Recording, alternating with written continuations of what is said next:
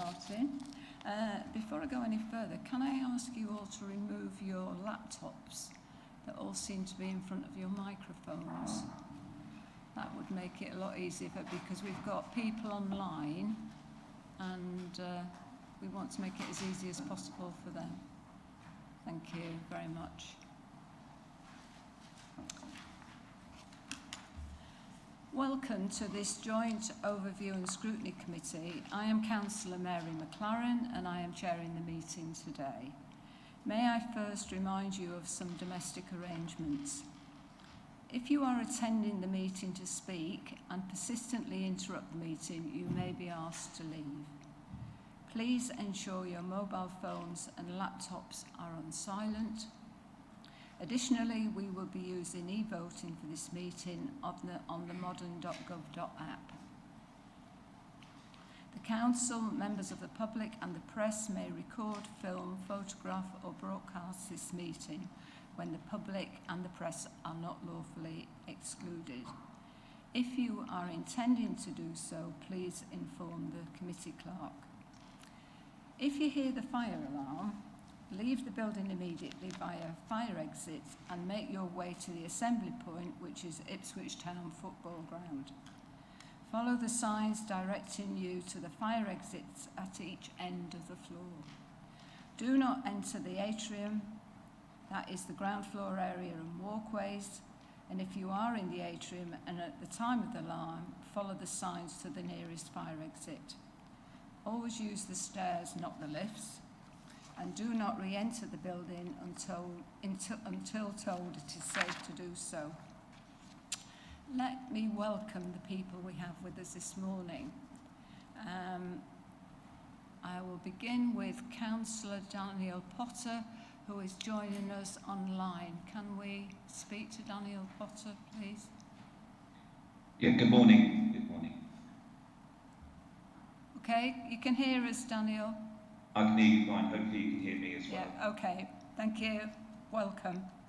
Officers in attendance is Vicky Mosley, Head of Communities, Rachel Young, Manager of Community Safety, Peter Watson, Community Safety Officer, Ian Rafferty, Community Safety Officer, and in attendance and supporting all of us is Jan Robinson, Interim Monitoring Officer and Head of Governance, and Alicia Norman is our Lead Officer for Overview and Scrutiny. We also welcome some external representatives. Richard Baldwin, who is Head of Community Safety for Suffolk County Council and is known to all of us anyway. So welcome, Richard. And welcome to Inspector Andrew Pursehouse, who's from Suffolk Constabulary. And I think this is your first visit to us, isn't it? So welcome. Can I move to the agenda, please? Apologies for absence and substitutions. Thank you, Chair. This morning we have 5 apologies from members. So we have apologies from Councillor Smith, Councillor Jameson, Councillor Patchett, Councillor Pearson and Councillor Scarf. And substituting this morning we have Councillor Carruthers, Councillor Baker and Councillor Marriott. Thank you, Chair. And I think we need to welcome Councillor Holt to his first meeting joining the committee. Thank you.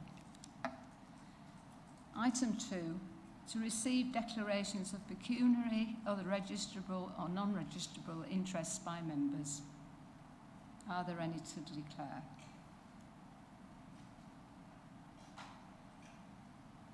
No.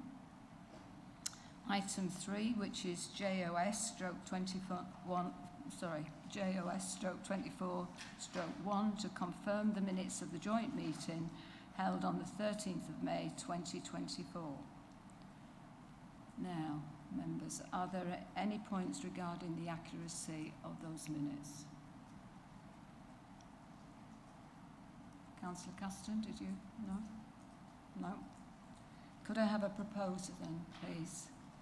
So Councillor Caston proposing, seconded by Councillor Grandon. The lead officer will conduct the electronic vote. Thank you, Chair. Members, that vote is now in progress.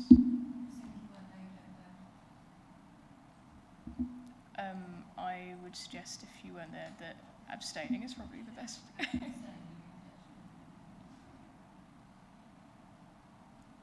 not on, so I'm for it.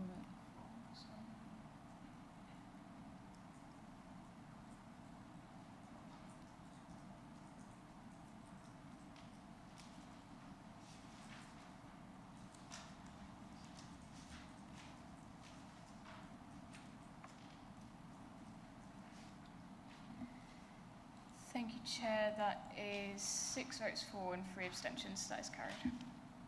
Thank you. The minutes of the joint meeting on the 13th of May 2024 have been confirmed.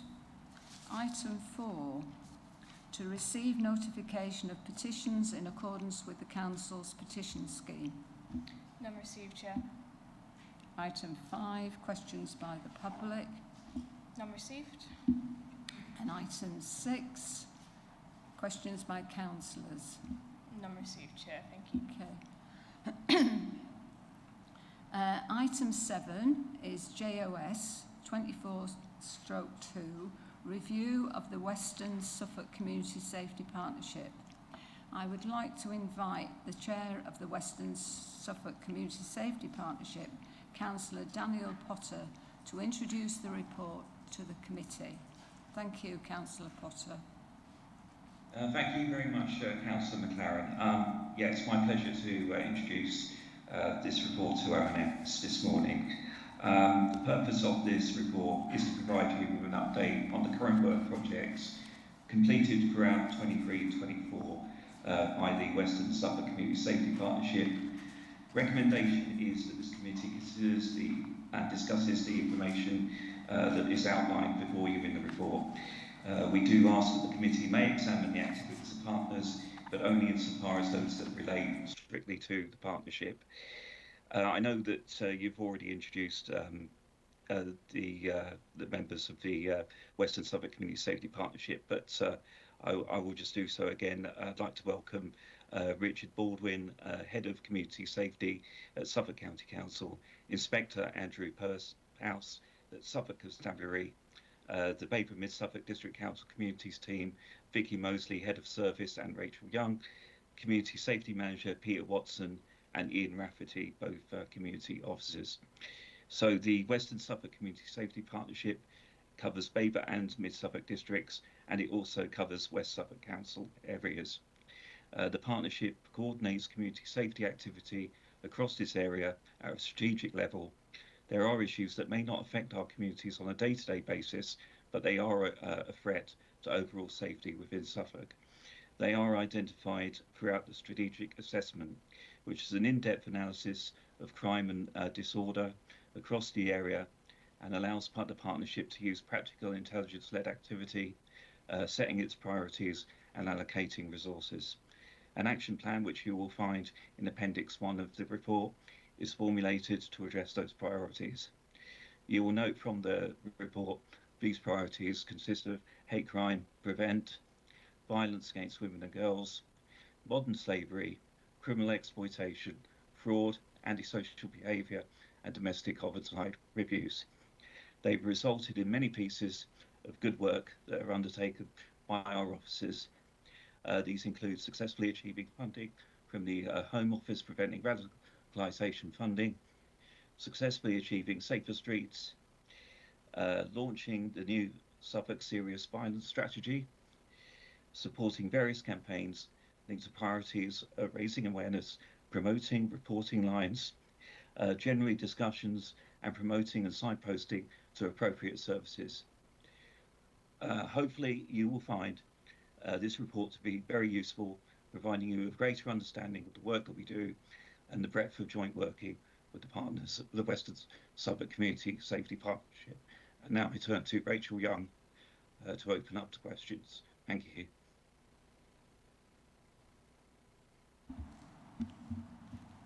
Thanks, Councillor Potter. Morning, everyone.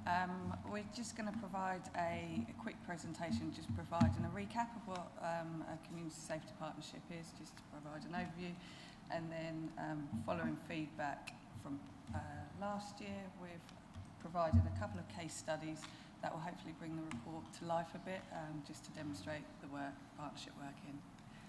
So if I am going to keep saying next slide, so if I can have the next slide, please.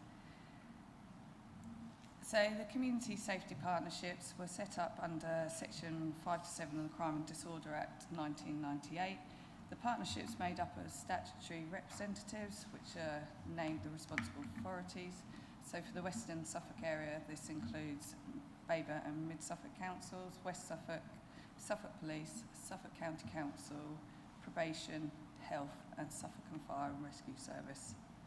In addition to this, the Western Suffolk CSP has co-opted members from the Youth Offender Service and Housing and Education. They add valuable knowledge and expertise to the partnership, and these partners work together to protect our local community from crime and help people feel safer. The partnership coordinates community safety activity across the Western Suffolk CSP area at strategic level to reduce crime and the fear of crime, to address the risk, threat and harm to victims and local communities. In addition to the statutory partners, we work with the Police and Crime Commissioner, again supporting their plan and ensuring they link together. In terms of CSPs across Suffolk, we have 3 CSPs. We have ours, which is the Western Suffolk CSP, and then the Ipswich and East also have one. If I can go to the next slide, please. So in terms of the CSP, we meet quarterly throughout the year with the aim of the CSP to meet the statutory requirements of the Crime and Disorder Act and subsequent legislation. These include working collaboratively to prevent crime and disorder and the fear of crime, following an evidence-based approach and promoting and sharing of good practice to divert people away from crime and antisocial behaviour. We look to promote a wider understanding of the contributions and responsibilities of the individual agencies and develop a shared commitment to partnership working. We look to encourage and support collaborative partnerships between the local communities, statutory and non-statutory organisations. As the CSP, as a statutory body, we have a responsibility to make an assessment of those community safety issues. As mentioned by Councillor Potter, this is known as the strategic assessment, and officers from Suffolk County Council Community Safety Team help to produce an individual strategic assessment for each community safety partnership. The completion of the strategic assessment is a statutory requirement. The purpose of it is to assist the partnership in understanding the patterns and trends relating to crime, disorder, antisocial behaviour and community safety issues affecting the Western Suffolk area, and to help us identify which crime and disorder priorities to focus on in the coming year. If I can go, as part of the duty, we also have to undertake domestic homicide reviews. If I can go to the next slide, please. So, as you can see, a domestic homicide is the death of a person aged 16 or over who appears to have resulted from violence, abuse or neglect by someone related to or had an intimate personal relationship with. So the purpose of conducting the DHRs is to establish what lessons have been learned from the domestic homicide regarding the way in which local professionals and organisations work individually and together to safeguard the victims. It's not about apportioning blame. If I can go to the next slide, please. The next slide just demonstrates the governance. Please note this is for 23-24. There has a new, slightly altered structure has just come in place, but again, we'll look to present that next year. So it just demonstrates the community safety partnerships on your right. Next is the operational groups, which includes, against the number of priorities which we work to, and then you've got the Safer, Stronger Communities Board, which oversees a wide range of community safety priorities for Suffolk and delivered through the multi-agency governance structure. The board has a number of responsibilities, including receiving exception reports on successes, opportunities and progress, looks to unblock system barriers, and looking at capacity and resources. I can move on to the next slide, please. Rachel, we're just having a bit of a problem actually. Oh, sorry. If we go back to if you see at the top it says SIFCO.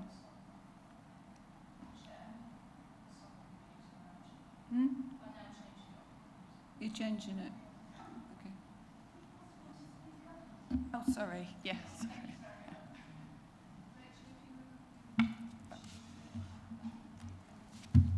Can they hear bad? No. Sorry.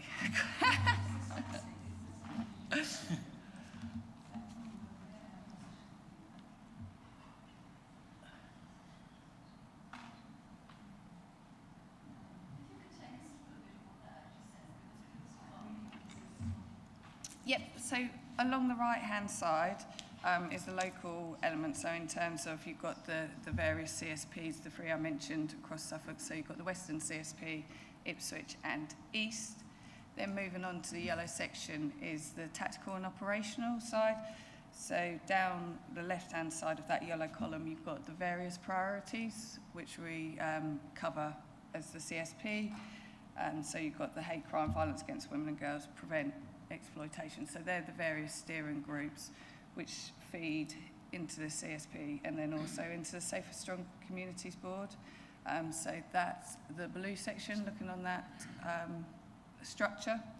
So CSP, the senior reps, Councillor Potter, then sits on the SSCB board to make sure that information's fed up and down. And then again, the leadership in terms of the green element is your Suffolk public sector leaders, which again feed into the Safer Stronger Communities Board, and that's your senior leadership team. If you're happy. Rachel, can I just sort of say, so that members can be fully informed, is it possible late after this meeting that could be sent to members of the committee? Because I think the committee would like to read it in detail, actually. Yep, it's worth noting I can send over the latest version because of this report's reporting on 23-24. This is the structure for that year. As it has slightly altered, so I can send over the current one as well. It's very similar, just a few slight tweaks. If I can go, thank you. So these are the priorities which Councillor Potter has mentioned in the report. Violence against women and girls, criminal exploitation,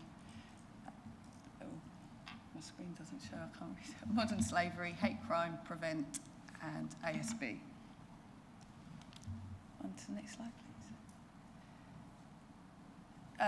This next slide is to provide a summary of the recommendations suggested at last year's committee. So the first one was around the cost of Babergh and Mid-Suffolk resources. So in terms of the work that's identified through the Community Safety Partnership Action Plan is work we undertake in our existing roles within at Babergh and Mid-Suffolk, so it's quite hard to separate the roles. However, I have provided a breakdown with regards to additional officers' time at those quarterly meetings, the officer working group that supports that meeting, and the administration aspect. So you'd be looking at approximately £3,500 for that. In addition to that, as part of the CSP, Babergh and Mid-Suffolk councils would be required to contribute to any of the domestic homicide reviews that occur within our districts. This was agreed part of the Safer Stronger Communities Board back a number of years ago, that the cost of domestic homicide reviews will be split between the statutory partners. So on average, the cost is around £10,000 to £12,000 per review. As I said, that's split between the statutory partners, which would be county, police, health, and the local authority in which it occurs in. Non-financial costs, that would include the role of the chair of the CSP, Councillor Potter, and Mid-Suffolk representative on the partnership, but it's also worth noting the chair of the CSP is on a 3-year tenure, and it's open to any member of the CSP, and the administration of the CSP follows that chair. Next was level of engagement. So hopefully you'll see the level of engagements peppered throughout the report and includes engagement events that have taken place in local communities, the various campaigns which were helping to raise awareness around those priorities, diversionary activities, including those hosted by the Mix and Inspire Suffolk, the Holiday Activity Fund programme we run, community criminal exploitation hubs, the skate jams, one previously in Stowmarket designed by young people for the young people, domestic abuse service providers, and also those organisations providing innovative initiatives to support the work around the serious violence work. The next one was that a review is undertaken with regards to the CSP position within the Babergh Mid-Suffolk Risk Register. Councillors may be aware we have a new performance system, Pentana. As part of that, the CSP is one of our, includes risk management around the CSP. That's included within that new system, and that's monitored regularly through our team. And then finally, last year it was mentioned about case studies. So next you're going to hear a couple of case studies. Hopefully it will bring the report to life a bit to demonstrate the partnership working that's taken place. So on that note, I will pass you over to Richard Baldwin. Thank you, everyone. Thank you, Rachel. Good morning, everybody. So much of this is detailed. If you can just pop to the next slide for me, that'd be great. Thank you. Much of this is detailed in the report, but what I wanted to do is very briefly run through kind of the work of my team at Suffolk County Council and how that supports the work of the Community Safety Partnership, using violence against women and girls as an example. So much of what my team do is around system-wide coordination. So many of our community safety priorities are what you would term wicked issues. They're complex, they're multifaceted, they're often societal issues, and they require a joined-up multi-agency response. As an example, the police can do their bit, the criminal justice system can do their bit, health can do their bit, district boroughs and the county council in terms of ACS and CYP can do their bit. Unless that's all coordinated, then it doesn't have the outcomes that we need it to have. And so you would have seen on that governance slide earlier on, one of the priorities and one of the operational groups is violence against women and girls. So violence against women and girls is a Home Office umbrella term for essentially 10 criminal offences. But they make it quite clear, and we make it quite clear locally, that men and boys can also be victims of those crimes, but also recognising that there's a gender bias to those crimes. The vast majority of those crimes are perpetrated by men against women. And so what we have across Suffolk is a multi-agency, so a system-wide violence against women and girls strategy, which sets out what we're going to do across Suffolk to combat violence against women and girls. That strategy is backed up by an action plan, which is really explicit in terms of what organisation is doing what action. That strategy is overseen by something called the VORG Steering Group, so very senior officers from across the county, whether that be safeguarding officers, lead commissioners of services, all sit on that steering group. They oversee that strategy. Underneath that, we have something called Suffolk Violence and Abuse Partnership. That's for anybody that has an interest in supporting victims of domestic abuse and sexual violence, as well as supporting perpetrators. And so that all feeds up. So any operational kind of gaps in provision, any duplications in provision, that feeds up into the VORG steering group, who are then essentially the people that can do something about it. We also commission a large amount of domestic abuse support, specialist support services across the county. So these are either directly commissioned with funding from central government or funding from public health and communities, which is my director at Suffolk County Council. So just running through those, there's a bit more detail in the report on these, but the first one is safe accommodation. So we provide a range of communal and dispersed safe accommodation for high-risk victims of domestic abuse that have fled the relationship or fled the home. We also provide sanctuary schemes to support victims to stay safe in their own home. So if they don't want to flee and the risk isn't high enough for them to flee, then we provide a range of security measures, locks, bolts, door locks, door jammers, alarms, to make sure that that family can stay safe in their own home and delay entry of the perpetrator should they try and gain entry to the property. We also provide funding for Anglia Care Trust, who provide the county-wide domestic abuse outreach service. So that would what we would sort of term medium risk victims. They provide that service across the county, as well as providing a 24/7 domestic abuse helpline. So that's for anybody, not just victims, but anybody that has a concern about a family member, a work colleague, a friend. Anybody can phone that line to get some advice and support on how to support that individual. The Police and Crime Commissioner also commission a range of sexual violence services, which is again detailed in the report. And obviously happy to answer any questions. But hopefully that gives a bit of a snapshot around the governance, I guess, in terms of domestic abuse and sexual violence support across the county and how that's coordinated and how it has to be coordinated in a multi-agency partnership response. Thank you.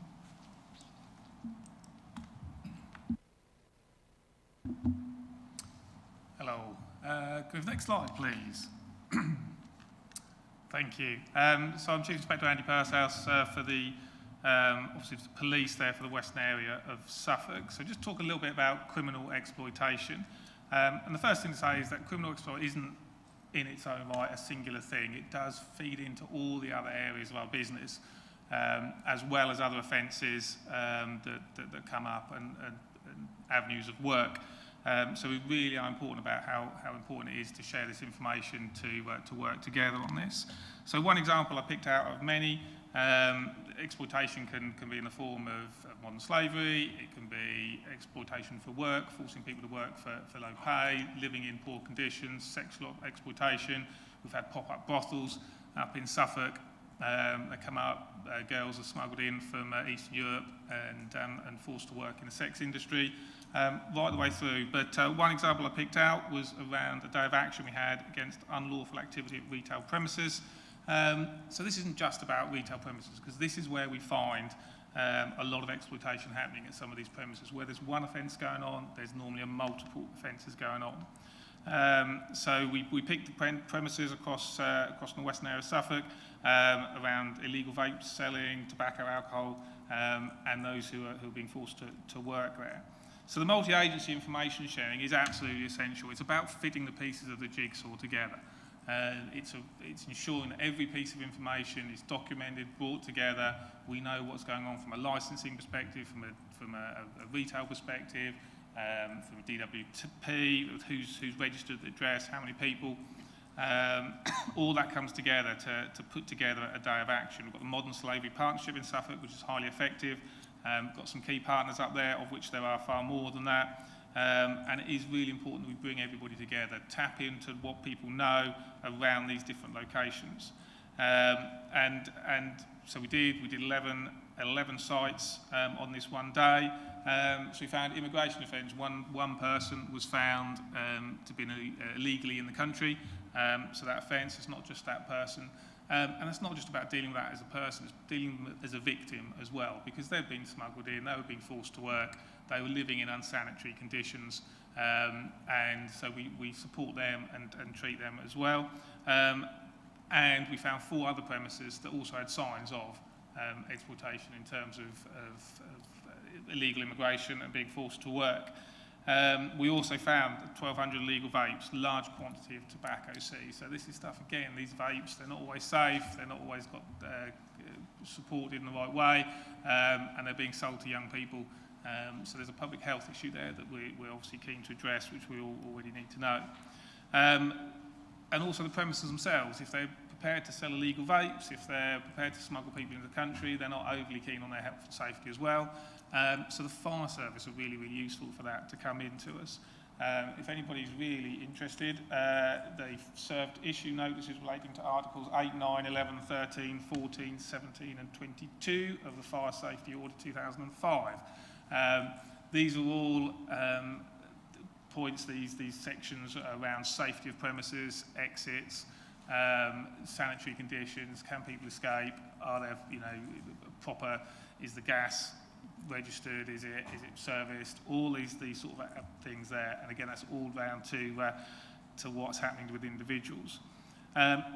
And so we dealt with them on that day, but of course it's not just about that day, it's about that intelligence gathering again. So whilst we're in those premises, we're then finding we've got the front end of that operation. That operation extends right back across the world to people who are gathering these people, who are bringing them in, who are smuggling them across the channel into the country.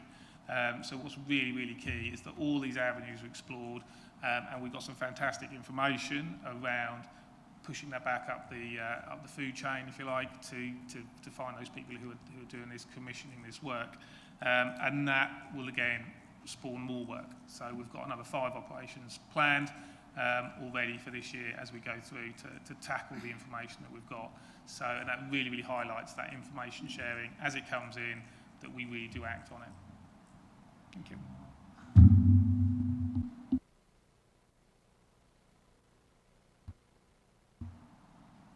Good morning. My name is Peter Watson. I'm a Community Safety Officer here at Babergh Suffolk District Council. To my left is my colleague. Good morning, Ian Rafferty. Okay, so we're here to talk about antisocial behaviour. Could we put on the next slide, please? Thank you. So what I want to do briefly is go through antisocial behaviour with yourselves about the travel of a real-life case study, but also about the inception of how our service operates. In the case study, we'll go through what the issues are, how that impacted the community, about the emphasis of the bedrock of partnership working as part of the problem-solving solution, and the outcomes to that. So right at the very beginning, I was talking about our customers and how they can approach us for our assistance. So part of that is through our customer liaison, and where they'll risk assess a case. It then comes to Ian and myself as specialist officers. We'll then put that case onto a multi-agency platform called eSINs, which allows us to communicate across the board quickly and efficiently.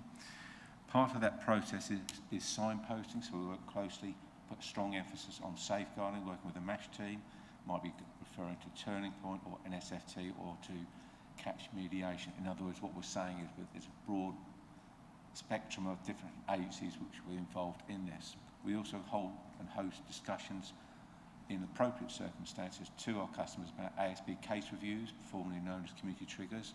So if you think they need to avail themselves of that, they have the information to act upon that. This particular case came about because each month in each district we host a ASB multi-agency panel meeting, which is for the higher risk and complex cases. The case study you're about to outline to you came from us both from the police and a housing provider. So I'm now going to pass to my colleague Ian to outline what the issues were and the impact to the community, and then we'll go on to the partnership working solution side. Ian? Thank you, Peter. So this case study involved a level of criminality as well as antisocial behaviour centred on one particular premises. We received several reports of people living in the community of drug dealing, open drug dealing in the street, use of violence, which included weapons, and acquisitive crime. This all impacted the people who lived nearby going about their everyday lives. I think one of the key issues here was that many people who reported to us feared reprisals if their details were shared. So, can I talk about the solution, Peter, very quickly? The solution to this particular case study was to apply to the court for a closure order on this particular premises. Now, closure order is a civil matter, and we benefited from this because we were able to present our best evidence to the court whilst also protecting the people who had reported to us because of the fear of reprisals. If I can explain a little bit as well, is that police presence would normally reassure a community. However, repeated police presence armed police presence puts occasionally fear into a community. So quite the reverse. So we had to look after the people, the complainants, the community, and we were able to do this. I mentioned it's a civil matter, the closure order. We were able to present our best evidence to the court by making hearsay statements ourselves. So hearsay would not normally be admissible in criminal cases, but in civil cases it can be. The downside to that is that it hasn't got the strength of a first-hand statement. It can't be cross-examined, etc. However, what we had here were numerous complainants, all in fear, who were able to communicate this to the court through us in a hearsay statement. So the more statements, the more complainants, the more weight added to our evidence. So we were able to reassure people reporting to us that their anonymity would be maintained. Now that's not as easy as you might think, because people reporting activity to us, it may be obvious to perpetrators what individual is reporting what instance. So we had to be very careful, very mindful that in the way we presented our evidence to the court maintained our complainant's anonymity. I'll hand back to you, Peter. Thanks, Ian. So we go on to the problem-solving part. The housing provider who owned the property approached us for the closure order. We worked closely with them and the police. This is the first time the council has been approached for a closure order. So it's important that we complied with the legislation, act in the best interest of all the agents, and also in particular the community, because these particular issues have been going on for a number of years. So the impact had been long-lasting, it had been severe for everybody in that area. So the closure orders is outlined. Part of that is the evidence gathering. So that was completed. We worked with our legal team, put an application into the Magistrates Court earlier this year for the case to be heard. The tenant of the property was present at the court hearing and defended themselves and put a case forward. The bench sided with our argument, which was stronger based on the evidence provided, and the closure order was granted. Closure order was then executed with the help of the police and the housing provider. And from that, there was a number of outcomes to that, which I'll pass back to Ian to outline. Outcomes. So in terms of the outcomes, once the closure was in place, the property is effectively sealed and the tenant was not allowed back there. Alongside the closure order, the police were also carrying out criminal investigations of individuals, one of whom was sentenced for drug offences and threats of violence. So whilst that individual was in prison and the tenant no longer had access to the property, there was a reduction in demand, and according to the people, the complainants, the community, it was returned to how it should be. There were no further instances of antisocial behaviour, criminality, assaults and drug dealing. So the closure was in place for 3 months. During that time, the housing provider had the opportunity to apply for possession of that property, to take it back, in order that the tenant could not return. There was an extension, so we applied for an extension to that order to allow that process to take place. Community engagement. Yeah.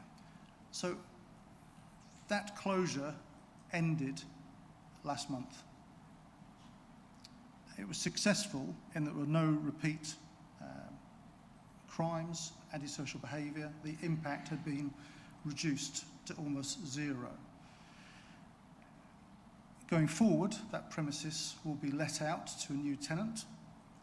That will be what we term a sensitive let, bearing in mind the activity around the premises.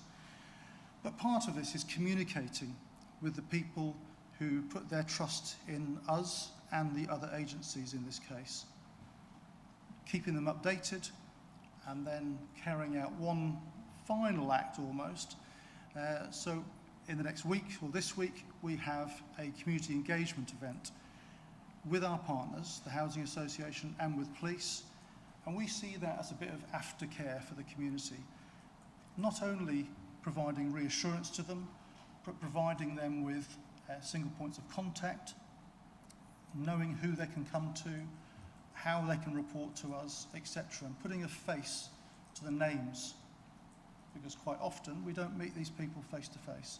So the final act of this case study is a community engagement event, and that's coming up this week, and will hopefully bring that to a closure, and might also throw up some residual matters that are still going on in the community, because we're keen to hear that and fix that too.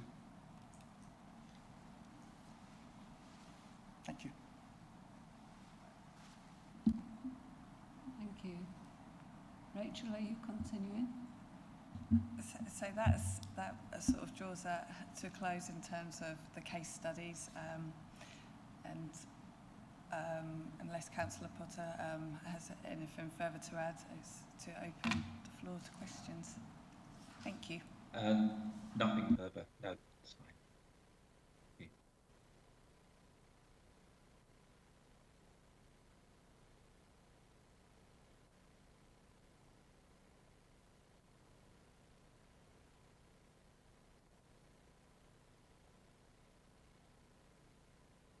you. Sorry, I'm not. I'll say that again. Thank you. But using the case studies was extremely helpful we have a lot of substitutes today, people that are not normally on our committee, and I think to have the detail of what has happened and how it's managed by the safety partnership, that's what we're looking at. Do they work together well? So that was really helpful. Thank you. Members, now's the time for you to ask questions. Catherine Grandon, Councillor Grandon, sorry. Thank you, Chair. My questions to Peter and Nick. One of the things I did notice, that sounds like a fantastic and successful case study, and I'm very pleased, and as you know, I've used your services quite a lot too. One of the things, though, that concerned me was, at the beginning you said that the situation had been going on for some years. Why wasn't there intervention at an earlier stage? Because clearly the people in the vicinity, the neighbours, had to put up with that situation for what seems to me a very long time, and it concerns me a bit that it had to reach a crisis point, perhaps. Could there not have been intervention at a much earlier stage? Or do we have to wait this length of time, which seems unfortunate and stressful? Are you happy for me to take that? Your question is the same question we asked of the housing provider, because it wasn't one of our stock, it wasn't one of our premises. Therefore, we didn't know the history until it had been brought to the panel meeting. So it was owned by a housing provider. They had put some actions around their particular property, as indeed had the police. But it was a very complex matter. You're talking about the supply and distribution of Class A drugs. And it's not going to be something that can be arrested or policed out. It isn't something which the housing provider could use effectively their legislation. It needed a more draconian direct action. So the history wasn't available to us. We didn't know about it until they came to the panel meeting, which would have been the latter part of last year. We acted on that information, and so the closure order was effectively done and processed within a matter of 2 to 3 months, which was a very quick pass line. So your question was the same one we asked. What have you done to help your community? What have you done in regard to your tenants? And what actions have you taken and what effect did they have? The tenant was in a situation where there was one powerful individual who, if I use the term ruled the roost, people were fearful of this person because of his history, the violence associated with him and others. It made it for a difficult conversation, difficult for the housing provider to deal with. So it's only through engineering a lot of multi-agency workings did we decide the closure order was the right and correct and appropriate form of action. Okay. Thank you. I've got 4 kind of topical questions. I don't know how many I'm allowed. So I'm not really sure who would be best to answer these. One was about the Suffolk domestic abuse helpline. How long has that helpline been in place? Because often it was before it was Anglia-Care Trust, Lighthouse, telephone number, victim support. Where does it go? Sort of who manages that? And have the CABs been linked into that? Because I think they're still referring to some of those individual sort of places. So that was sort of that. The other thing was about sort of comparative data, stats, outcomes. You know, it'd be lovely to see, you know, figures and how you're doing, you know, how it's comparing to previous years, and where your funding comes from in different places, because obviously there's lots of different pots. It's quite sort of helpful to see. The other thing I was going to mention is about partnership working. How and where does the multicultural communities link in with your partnerships? So I'm wondering how that operates. And then about if you see antisocial behaviour, I've seen lots of it. I have seen drug deals taking place in the park, and you know, you make phone calls through. You know, do you phone 999? Do you phone 101? Do you put it online? I've done a multitude of those things depending on the severity. And you know, on the train, you're on a train. It says, "See it, say it." You know, can there be something that actually to direct people, because people don't have a clue. They don't know what to do when they see these things happen. You know, I thought I would have known, but I'm not entirely sure. So, yeah, they're my points.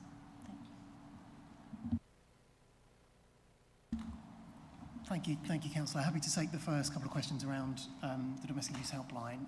We've always had a helpline county-wide across the county, but we stepped it up 24/7 during COVID.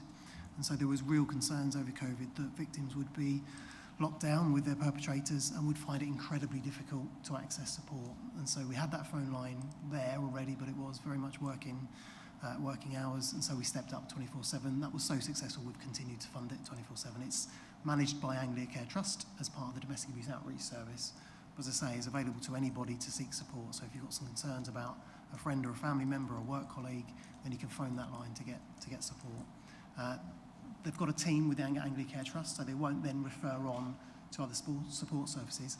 There are smaller charities across the county that we don't fund and we don't commission, and sometimes they can get a little bit competitive sometimes, but as long as people get support they need when they need it, then generally the system works together. So as an example, Lighthouse Women's Aid or Babergh Women's Aid, they would ultimately signpost to that 24/7 number. That's the number that everybody is kind of gathered around to promote, because otherwise you'd have a leaflet we'd have 20 numbers on. We wanted one really simple place where victims and people supporting victims could go.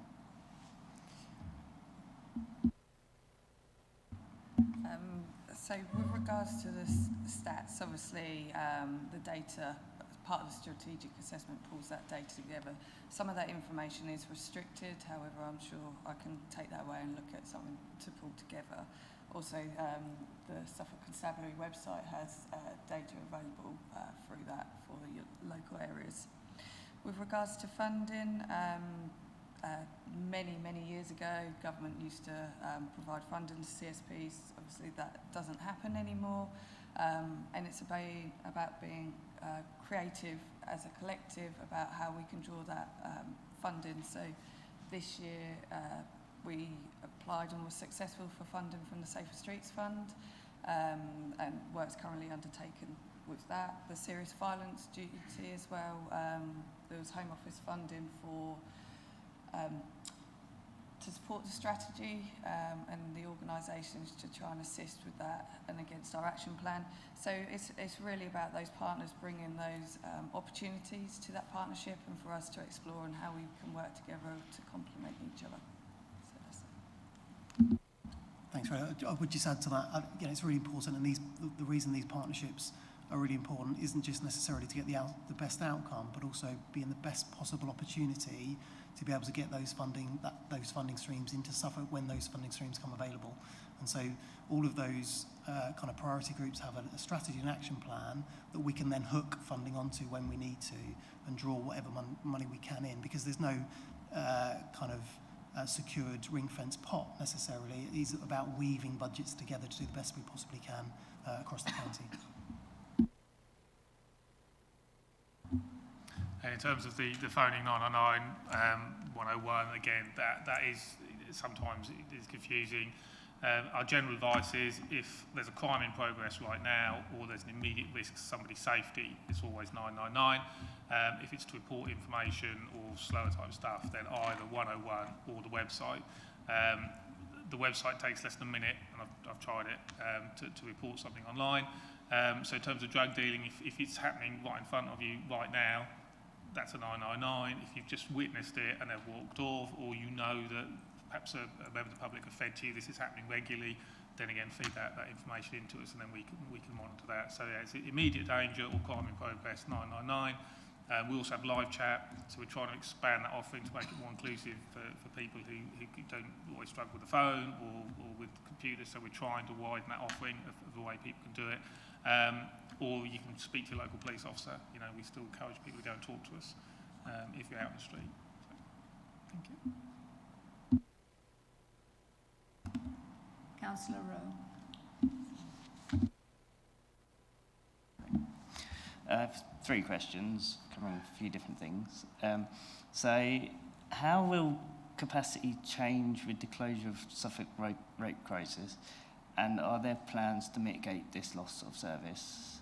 And is there provision that can sensitively support LGBTQIA+ people?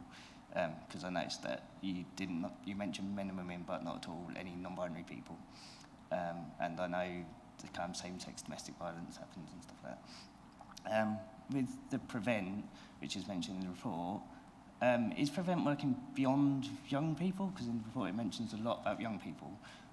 But with kind of algorithms suggesting kind of content about conspiracy theories and content that spreads kind of uninformed prejudice about minorities and related contents, kind of adults kind of might not recognise what extremist content or grooming content is, or even maybe perpetuating it as well. So yeah, is there stuff that is focused on not just young people? With the illegal immigration stuff that I was talking about, how do you support victims of exploitation and reduce reluctance for people to come forward if they're worried about their immigration status and potentially the situation they may be deported back to? And it's not just about where there's financial gain for the exploiters, there's also kind of crosses over with domestic violence as well.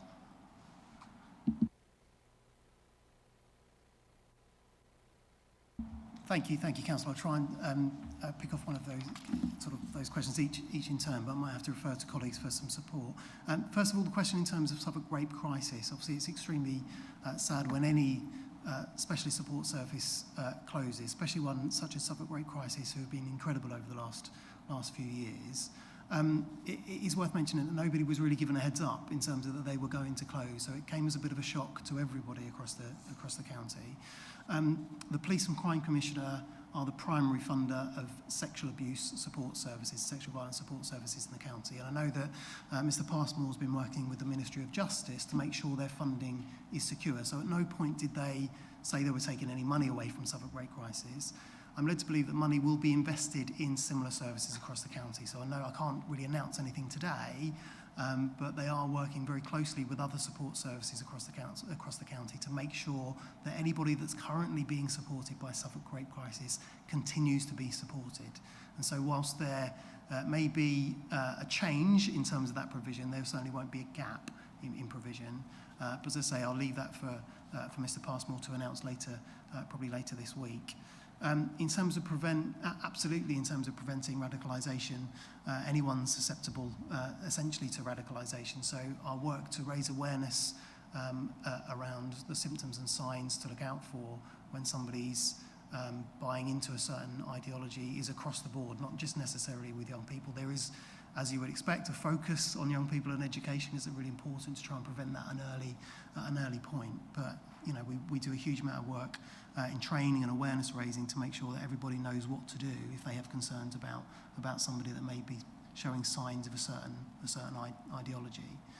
The last question around immigration is a really tricky one, I'll be honest. I mean, often, especially with domestic abuse, and if you're fleeing domestic abuse, no recourse to public funds can be incredibly difficult. And so if somebody is concerned about their immigration status, they will often be really hidden because they won't want to jeopardise their immigration status.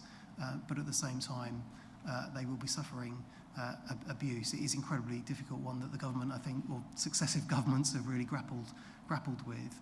What we do have in Suffolk is some really good specialist support services. As an example, we've got Phoebe here in Ipswich, and so it's you know, we would always encourage victims to come forward and report to the constabulary, absolutely, but at the very least, if we can support them to make sure that they've got a safe exit plan for that relationship, and so it reduces the risk, then we would do that through our support services rather than necessarily them coming through to the constabulary if they had concerns. But I'm not gonna hide it. It is a really tricky one, especially when they haven't got, as I say, they want to flee the relationship, but they haven't got recourse to public funds. Then we wouldn't be able to accept them in our refuge because that is paid for by public funds, and so it's quite a complex issue. The last point around making sure that our support services are there for everyone, and they genuinely are. And so if we look at the Domestic Abuse Outreach Service as an example delivered by Anglia Care Trust, any victim of domestic abuse can receive support from the Domestic Abuse Outreach Service. What we're not so good at and what we need to improve at is making sure that people are aware they can receive support. So I think sometimes they may well look at that outreach service and think, well, it's a female-only service or it's a straight-only service. Actually, what we need to do is make sure people see themselves in that service. So we have been working with Anglia Care Trust to make sure that all of their promotion is as inclusive as it can be, and really doing some targeted work to make sure that any barriers that people face can be overcome and that they see themselves in that service and get support. I hope that helps with some of those, but absolutely happy to take any other comments. Yeah, and Richard did that very well. So again, just to reiterate, you know, once we as we did with the example I gave for that, if we find somebody who's been exploited, they are treated as a victim of crime. That's the first thing. The immigration bit is down the road, so they'll be treated as a victim. They'll be supported, they'll have immediate access to those same services any other victim of crime would. As Richard said, it is difficult with immigration because then you're handing over to the immigration service, and obviously they will then pick up that longer term aspect. In terms of that short term aspect, then we treat them and we support them as we would anybody else. And that prevent, again, I know you mentioned sort of the ideologies, obviously prevent is around that radicalisation of terrorism, but also, you know, we've got people who are targeting different groups, as you mentioned. We also have the hate crime services, all very linked up together, so that you know, there is an appropriate place for people as we deal with them. So whether it's a prevent issue, whether it's a hate crime, it's an immigration offence, whatever, you know, we are talking to each other, and what we have got is a very good partnership to support that immediate work. Councillor Marriott. I'd just like to talk about something that happened to me a few years ago, and I feel quite guilty about it. I didn't do anything, but there was a woman who came out of her house, and she was clearly very, very distressed, and she wanted to have directions to the airport. And she wasn't English, and my friend was with me, and my friend was inclined to just sort of walk away. And we were just wondering what to do, and then this man comes out and basically drags her back into the house. We didn't do anything then, and I don't know who we should have contacted, if anybody, because it could have been a number of scenarios maybe, but none of them particularly good. 999, that would be a 999 call for me. And so whatever's happening there's something happening. If somebody's in distress, somebody appears to be being forced against their will to do something, then we'll go out to that. That would be a grade A response, our top emergency response. And we'd go and find out with that. So yeah, any situation like that, even if it turns out to be something completely different, that's fine. You know, we'd rather attend and realise it's not an issue than not attend and there was something there. So yeah, 999 would be entirely appropriate at that time. Caston. Thank you very much. One thing that just occurred to me, when a house is like the case study, when a house has been used for a number of years for drugs, and that's you break that down, and the house is obviously completely cleaned out and everything like that. Is it still safe for the new residents when they go to that house, considering that house will have a history of being a place where you go to get drugs and you could potentially have something buried or hidden or anything like that? Is that a concern for it, for the situation? So we would have to undertake what's called a risk assessment. That would be on behalf, or the housing provider would have to do that, and then link in with the police, and that would be based on two things: the current trends of the reports, but also, as Ian alluded to, a sensitive let, so they make sure they put an appropriate tenant in there. So there is a mechanism in place to counteract your question. It does take place, yes, and that's part of the community engagement day as well, which will have been, it's planned for this week, which is some 6-7 months after the first closure order was granted. And so if you think there's 2 lots of 3 months, that's 6 months the property's been closed. That gives the people, the residents down there, the opportunity to tell us what their experiences are as part of that assessment. And could I keep going, please, Chair? And the other thing that when you're dealing with a drug dealer dealing Class A drugs, do you go after the customers and try and break that down? Because it seems like you take out a drug dealer and you just leave a vacuum of demand for a drug, and it could very easily have the someone else move in. It could turn that into quite a good patch to move into. Yeah, and you're right that does happen. If it's around the sort of 2 aspects to it, is dealing with the supply and dealing with the demand. And whilst there's demand, there'll always be a supply. So if there are drug users still there, then somebody will try and muscle in on that and take over a network. So we do try, in terms of when we take out those drug dealers, we do the enforcement. We look upwards in terms of enforcement into where their dealers are and to go there.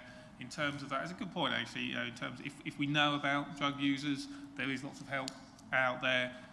The difficulty sometimes is getting drug users to come forward. So we wouldn't deal with them as an enforcement necessarily, because what we want to do, it's a public health matter. We want them to stop buying drugs, but the way to do that is by getting them off drugs and doing that, which are our support services.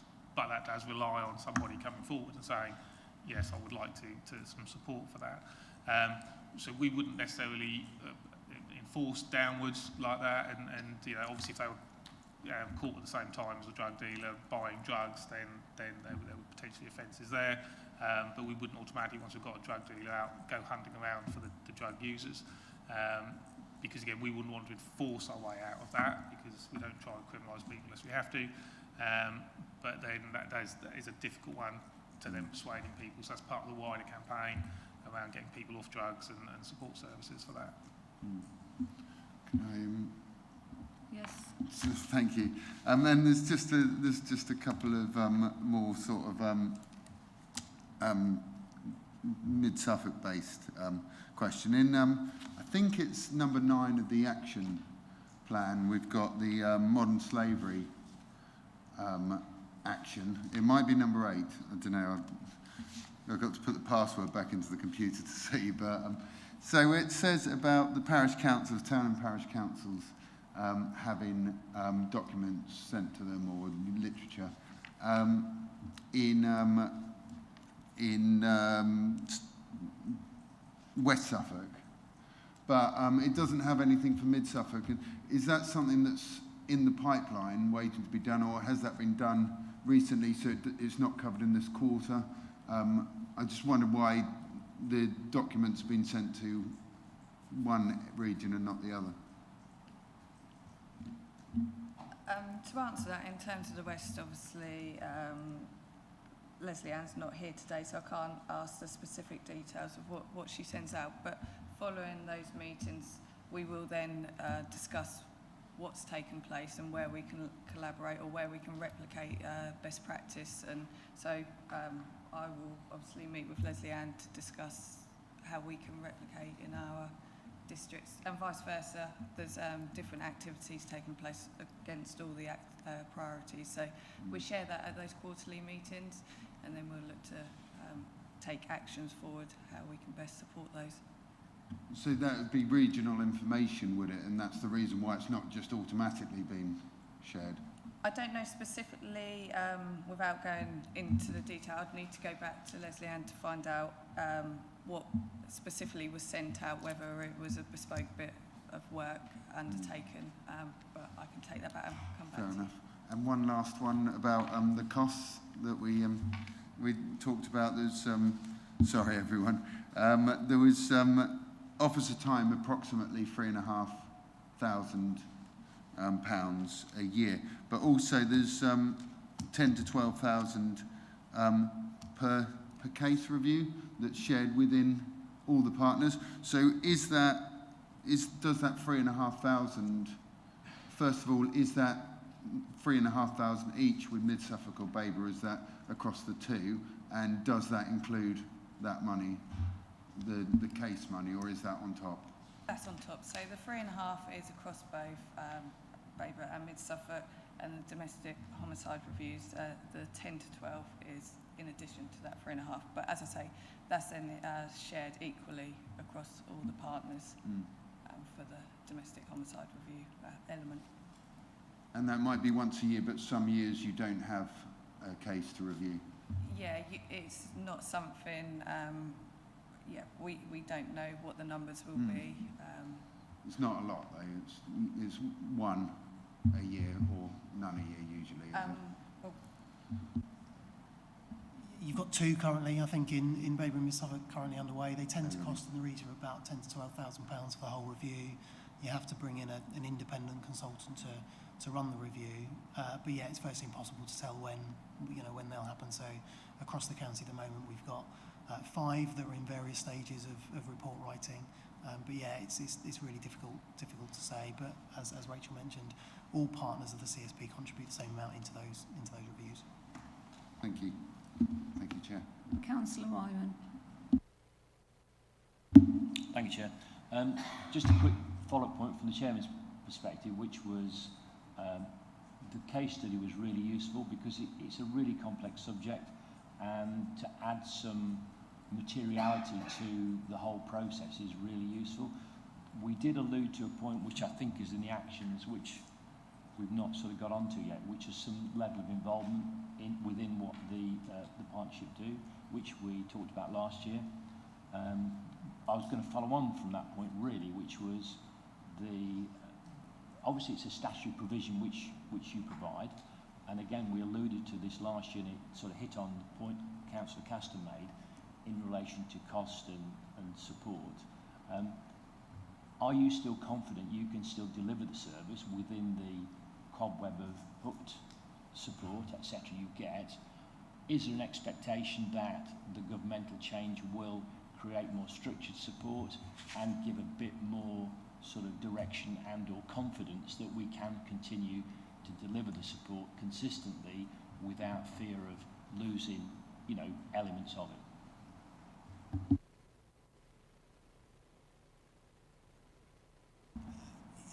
Thank you, Councillor. Just in terms of the partnership itself, for all of those organisations, community safety at some level will be business as usual. And so my team, as example, that attend the Community Safety Partnership meeting, they're doing loads of projects and commissioning services, doing stuff in the background as part of their role at Suffolk County Council. And so in itself, the Community Safety Partnership doesn't cost the system a huge amount of money. As Rachel mentioned earlier, back in the day when they were crime reduction partnerships, they did receive central government money, and it was a little bit easier to work on joint projects, whereas now we have to kind of weave funding together, such as the Safer Streets funding. The Conservative government did go through a review of community safety partnerships last year. I probably mentioned it at this ONS 12 months ago. We're still waiting for the outcome of that review, and I suspect that Labour are looking at it in terms of whether or not they want to change anything.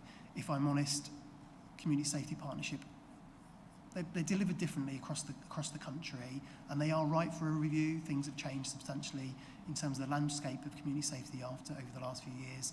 There are a range of different legislation that feeds into them now. It hasn't really been taken into account. So it is right for review, and we're quite looking forward to some new statutory guidance coming out. I think there will be a lot closer relationship with the Police and Crime Commissioner and the Police and Crime Plan, quite rightly. I think there will be a discussion about what funding looks like for CSPs moving forward, as well as where the accountability sits, because it is a bit of an anomaly sitting with ONS committees at local authority level, bearing in mind it is a system-wide kind of partnership. So yeah, bottom line is we are expecting some new statutory guidance and quite looking forward to seeing what that looks like. Thank you.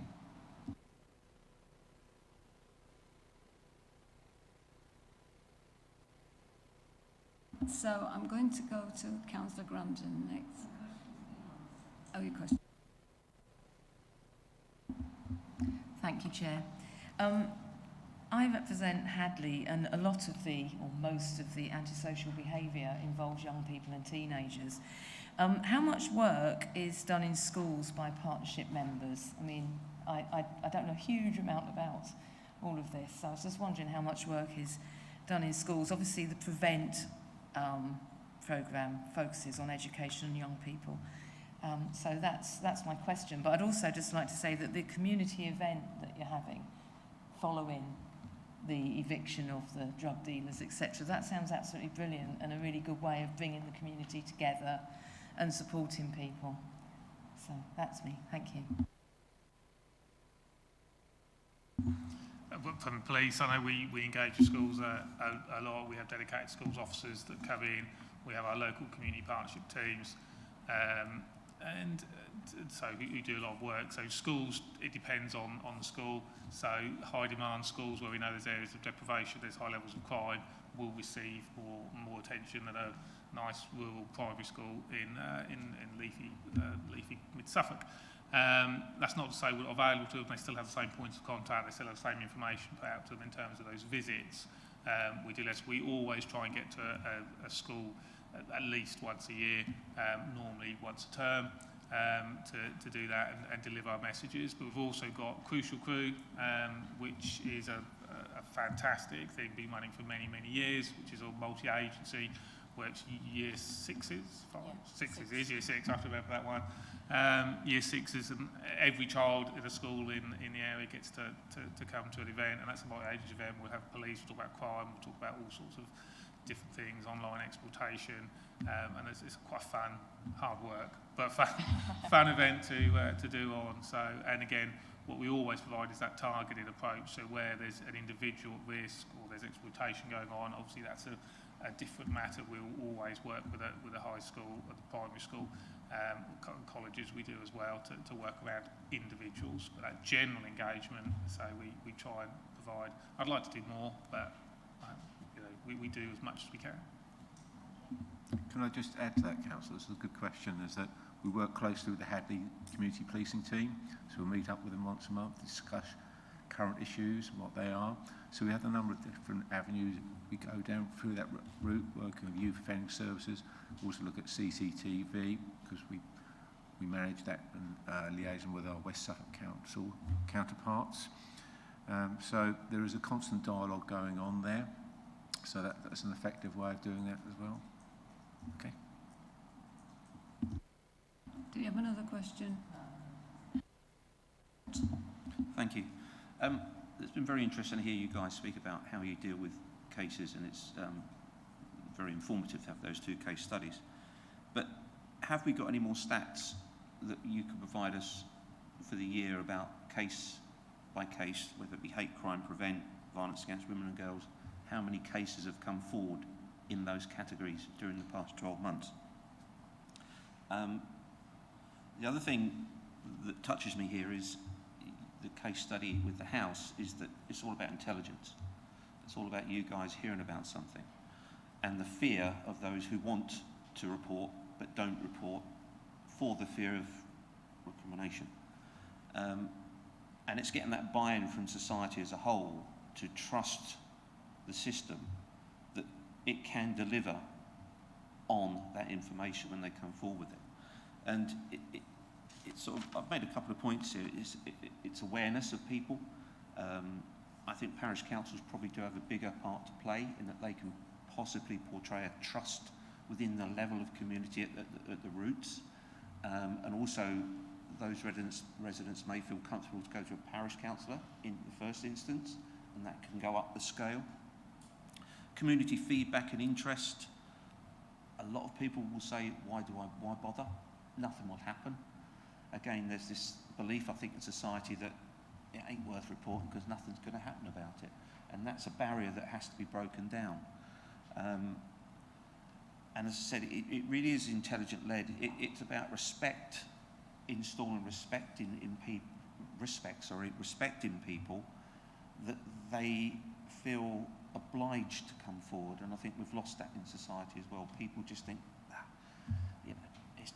it doesn't affect me, why should I bother? But if you respect your neighbours, if you respect your community, then you will have that drive to go forward and report things. So I think all those are vitally important in dealing with these situations. But if you've got some stats, so I can sort of visualise what that means within Babergh, whether they're rural, whether they're urban cases, I think it would be quite useful. And the other thing I wanted to bring up is modern slavery. I thought Babergh had an accreditation scheme for businesses. Have we got one so that businesses can apply and businesses can show that society and their customers, and whether it be in urban or rural, that their business has an accreditation for modern slavery? It has passed the test. We do not do that. Thank you, Councillor. If I take a couple of questions, and I'll defer to Chief Inspector Pursehouse and Rachel just for the policing question and the modern slavery question. The first one about data, and so data is really interesting in terms of community safety because much of our priority areas, the crime will be hidden, the abuse will be hidden, and so it only tells you part of the picture. And so I'm really cautious about data. All of those operational groups who have seen on that governance chart do receive a data pack each of the meetings to help steer the conversation, help steer where priorities should be and where actions should be looked at and led. So there is data, sometimes too much data in terms of actually we've got too much. And as I say, it only tells you part of the picture. Some of that is in the public domain anyway, some of it's quite sensitive, but I think you could usefully look at the strategic needs assessment, which was done probably in April. This does give you a really good snapshot of crime and disorder across Babergh and Suffolk and West Suffolk Council areas. So I'm sure Rachel will be able to provide detail of that. As I say, rest assured that we are data-led in those priority areas, but it only really tells us part of the picture because much of that data is hidden. And just as an example of that, it always worries me when things are quiet. And so as an example, I chair something called the Prevent Delivery Group, so that's about preventing radicalisation across the county. Referrals are really low, and that's the thing that worries me. I want them to be higher. It doesn't mean necessarily we've got more people being radicalised, it just means we're spotting more of the signs. And so just because something's high, domestic abuse as an example, it's not necessarily a bad thing. The numbers are reasonably high sometimes. So as an example, last night, I don't know the figures for last night, Mr. Pursehouse, but I suspect there would have been more domestic cases last night as a result of the football, unbearably as a result of the football. But that abuse would have already been there. That doesn't necessarily, football doesn't make an abuser, so it doesn't mean the numbers are high. It doesn't necessarily mean those people have come forward, which we want, which is a good thing. And so yeah, data is always, you have to take it with a bit of a pinch of salt and dig underneath what it tells you. I hope that's a bit garbled, but I hope that makes some sense.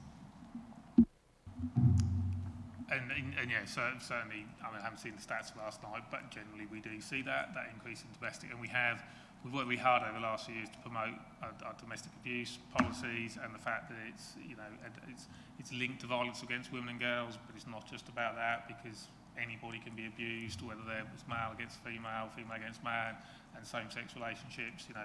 Anybody could be a victim of crime. We've worked quite hard to try and promote that. And again, what we're trying to do is build trust and confidence, and that's what we need to do. It's challenging sometimes, and the national narrative around the police hasn't always been positive. We have got a very good force in Suffolk, but I would say that, I suppose. You know, sometimes some of the press that comes out of other areas, it sort of has effect on us. But every parish council has got its own link in terms of our community policing team now. So they've got a named officer that they can tap into, and we would absolutely encourage that. You know, people need to come forward in the way they feel comfortable. And again, and with the partnership working we do, you know, we get reports via social services, via housing. All these different agencies come forward and say, are you aware that this is going on? And that's what we want to encourage, because, you know, it's finding that contact who they trust, who can then feed that information to us. And you've always got Crime Stoppers, so we always promote Crime Stoppers as well. It's completely anonymous. If you want to say something, we can report something there, and that can take the fear out of reporting a neighbour or something else, and then we'll build on that intelligence, so we don't find out who it is.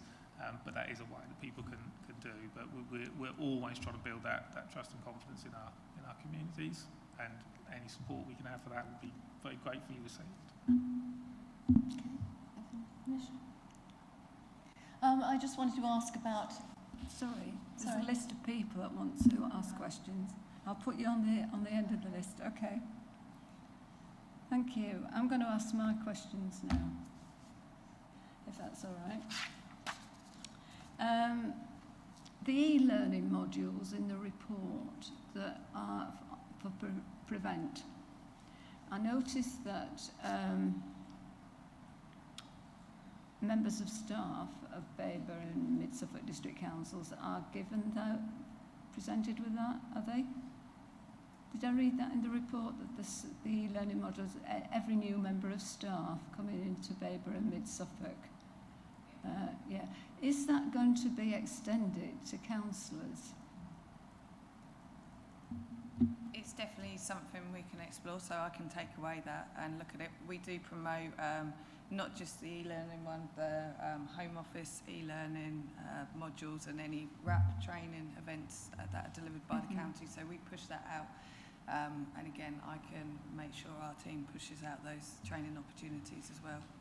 Well, I think members are the eyes and ears often in the community, and we hear and see things. And I think if we're well equipped, that might be helpful. So that'd be good. I went to a training session by the Mothers Union. I was invited on modern slavery, which was really informative. Are the Mothers Union part of your network? Is that worth, I mean, I know them quite well, so is that worth linking up with you? Because I was very impressed with the training, and they have a big section of, because the Mothers Union is a national organisation, I think, and they've got a big department within the Mothers Union, so I'll contact you about that. And last year, one of the, Councillor Caston mentioned about parish and town councils. Last year, one of the recommendations we made was that there would be some training and contact with town and parish councils. Again, they're the eyes and ears in our communities. How far are we? Is the Community Safety Partnership with that to go out to each? I know there's a lot of town and parish councils, but is there a programme planned to go out and do a training with town and parish councils?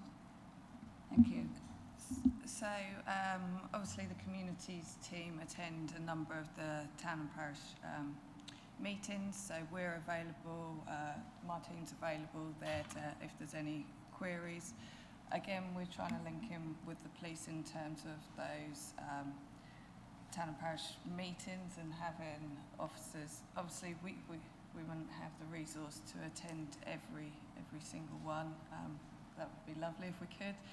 But again, we try and link in and prioritise if there's specific areas. The team will come along to those and support where we can. So we're continually looking to develop and see how we can link in closer with them. I mean, certainly, as I was saying to Inspector Purcells before the meeting started, we do have local engagement police officers, and they actually work very hard at schools and parish council meetings and all sorts of. I was with one with my local one at a local group, a handicraft group. So the police are, I think, are well known in the communities, but it's all these other things, isn't it, that we need to be discussing with town and parish councils. Just really briefly, Chair, is also we have the opportunity to work with Suffolk, so that we get invited twice yearly to attend their district forum meetings where we do go and present on key areas of our work. And so it will be, I mean, one of the things that we could do at that is introduce some of this work at those forums, which, like I said, is twice a month, but we can cover off quite a lot. Normally we get somewhere between half an hour and an hour to present some of our work, so we can use those as a platform to do this too. Councillor Baker, your question now. Thank you. It was just about the bystander intervention training. I mean, I would quite welcome some kind of a catalogue or suite of training for parish councils, for the town council, as you previously mentioned, but also for us to be able to put it on in the community so that we have a catalogue of something available, so to enable the community. That would be very welcomed. If that were possible. Yep, we can take that one away. Thank you.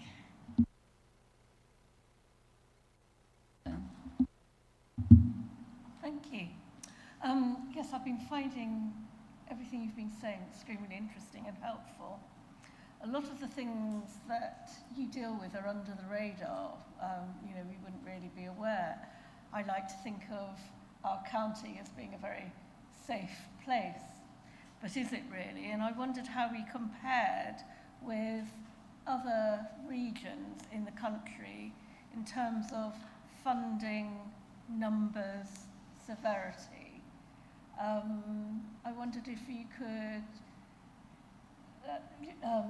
just going a little bit back to the statistics question and data question you were being asked earlier, but I wondered how we as an area compare with other places. I don't know where you feel we should be compared with. I'll leave that to you, but could you tell us, are we as safe as we like to think we are in this county? Yes, yeah, Suffolk is an incredibly safe place to live and work and visit, absolutely.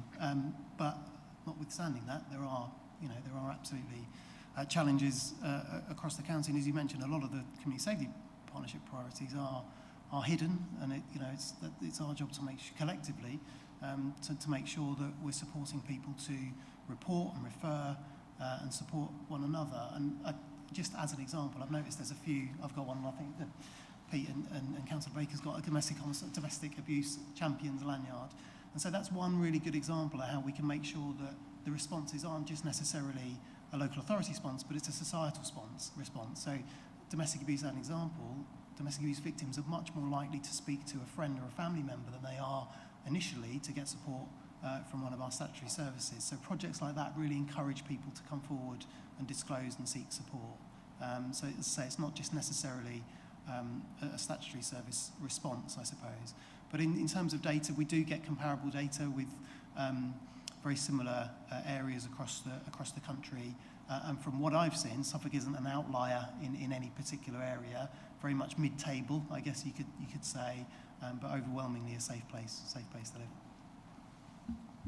Could I just add to that question, is that a couple of years ago I did a report to the ONS committee about stats, how safe we were, and that provided a table of where we were compared nationally. Also, a number of ASB reported reports to us, so statistically at that time it was safe, but it is in the public domain. You also go onto the OCS website, so you can get a lot of information from there as well. Okay? Yeah, and in terms of safety, I mean, we are absolutely a very safe place to live. I mean, in funding, I know police funding is less in Suffolk than it is in other areas per per head of population, per officers. And I know Tim Passmore's been very, very vocal about that ever since he got elected, about going down to central government to bid for more funding and parity in the funding across. But it's not just about the actual, but it's also about the fear of crime, which is what we want to tackle, because a lot of people are worried about crime and disproportionately to the actual likelihood of that happening. So we're really keen to do that reassurance, and that's one of the balances that we have to strike. This hidden harm. If I'm going to deal with the crime and threat, harm, risk, then that is behind closed doors, and members of the public aren't going to see it. A lot of members of the public say, well, I'd love to see a police officer walking past my house at 2 o'clock on a sunny afternoon, because it'd be visible, but actually that's not when the crime is happening, and they're not where the crime is happening. So we try and get that balance with our community policing and our response teams to make sure we are tackling that high threat and harm for vulnerable members of the community that are out there, but also reassuring the public that we are there and we are tackling it. So it is a balance we've got to strike. I'm going to make this next question the last question. Councillor Marriott.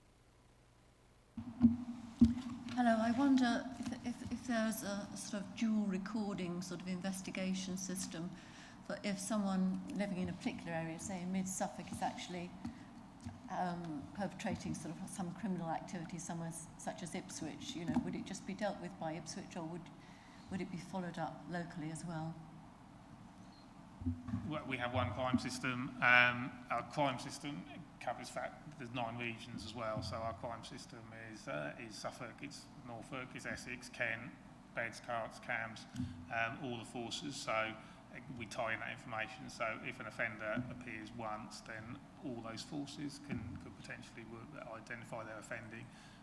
But again, we work very closely together in Suffolk. So if there's an issue in Suffolk, in Stowmarket versus Ipswich, and we do see a lot of drugs, because only 10 miles away, the same way that Ipswich sees a lot of overspill in Felixstowe, it comes the other way to Stowmarket as well. So we have very, very close ties into who's doing what, and when vulnerable victims move, so we see perhaps a vulnerable victim of domestic abuse manage to escape it, when they go to another area, we will ensure that information goes with them, so the local policing team is aware that they're a vulnerable person and they've got ongoing issues to keep that support on. Yes, I think it's been said before, you know, it'd be useful to know in a sort of rural area such as Blakenham, which I'm representing, you don't think much goes on, but perhaps it doesn't necessarily go on in Blakenham area, but it'd be sort of useful to know, you know, sort of what numbers we're dealing with. Thank you.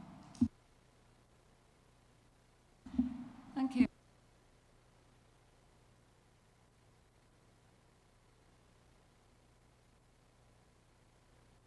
Members going to open the debate. Councillor Rowe, thank you.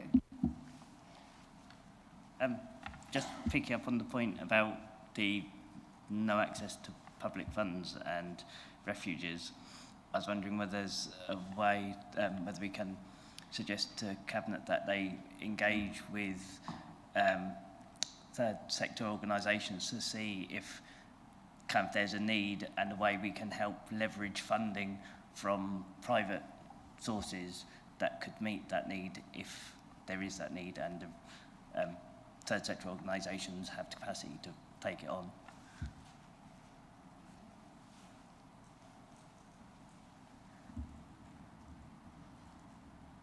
Any more comments? Councillor Cass.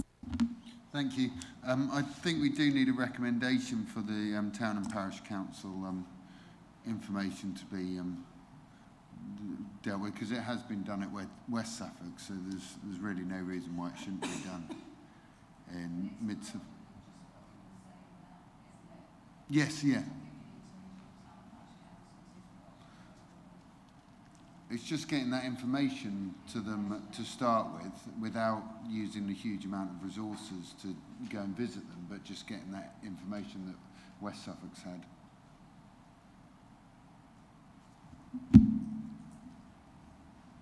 Any more comments, members? Debate.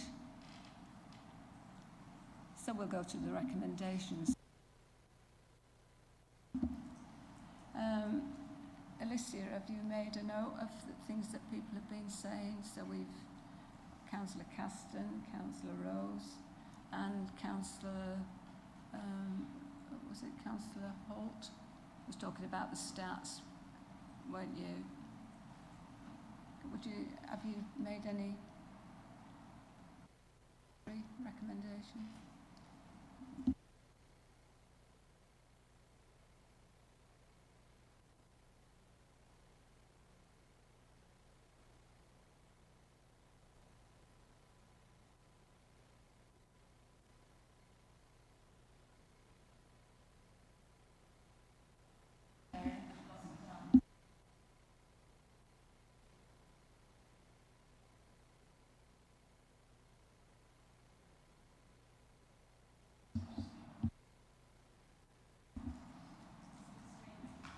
That's fine.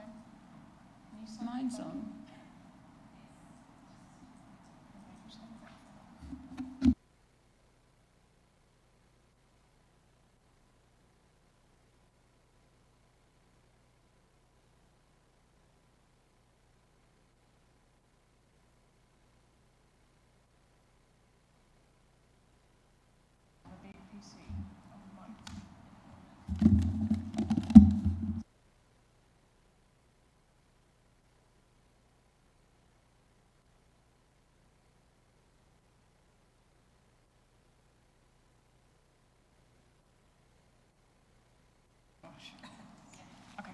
Okay. Sorry. Thank you, members. Just sorting out some tech issues. The computer's been very funny today, but that's fine. So I have 5 recommendations so far. I don't have a recommendation about the data that Councillor Holt raised, but if we'd like a recommendation, I'm more than happy to put one together. That's fine. But the recommendations I have so far are recommendation 1, that the committee notes the report and commends the partners for their work undertaken as part of the partnership. Recommendation 2, that officers provide members with access to e-learning and training modules concerning PREVENT. Recommendation 3, that officers provide a catalogue of training concerning issues covered by the partnership to town and parish councils through town and parish liaison meetings and district forum meetings. Recommendation 4, that Cabinet engage with third sector organisations to identify ways of leveraging funding to support the delivery of the partnership's key strategic areas. Recommendation 5, that the community safety team review the current format of the report and the presentation of information ahead of the 2025 annual review and present these changes to the chairs at briefing for approval. So I'm happy to do a 6th recommendation about data, if Councillor Holt would like. Yeah, the other thing I mentioned was accreditation for visitors under modern slavery. I'm sure we have a policy in place for that, but could we either put a condition or a recommendation so that we can get clarity on that? Because I think going forward, if visitors can apply for that and are accredited, then that will hold them in good stead locally.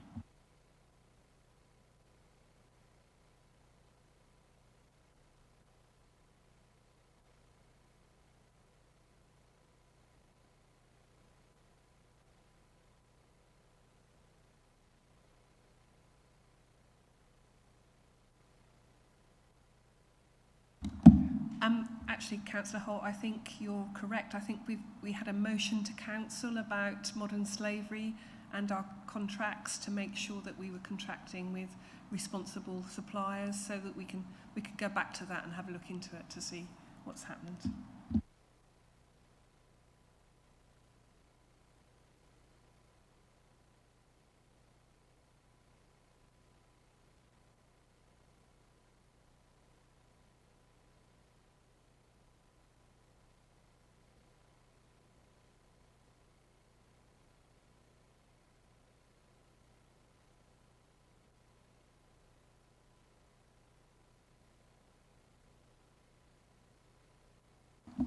So to pick that point up, I've worded something along the lines of the officers review the motion approved by full council concerning modern slavery and put in place a business accreditation scheme.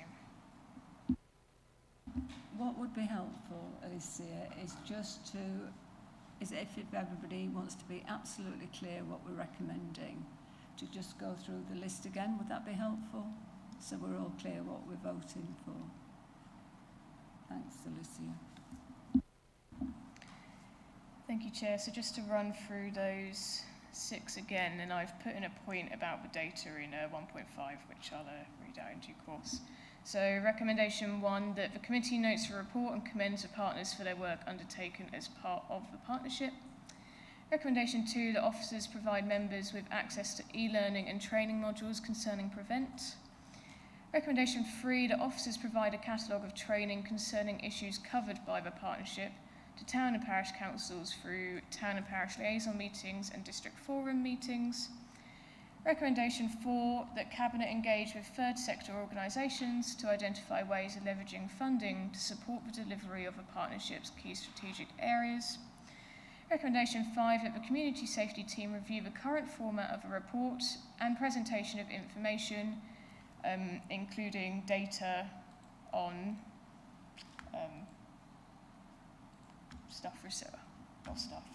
including data on issues that are covered by the key strategic objectives. By the actions of the partnership. Yep, ahead of the 2025 annual review, and present these changes to the chairs at a briefing for approval.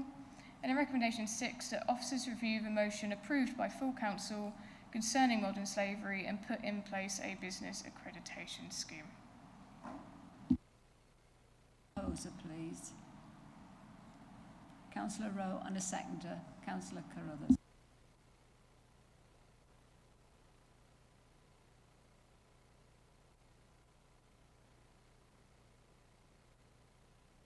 I'll now ask the lead officer to conduct the electronic vote. Thank you, Chair. Members, that vote is now in progress on ModGov. Thank you.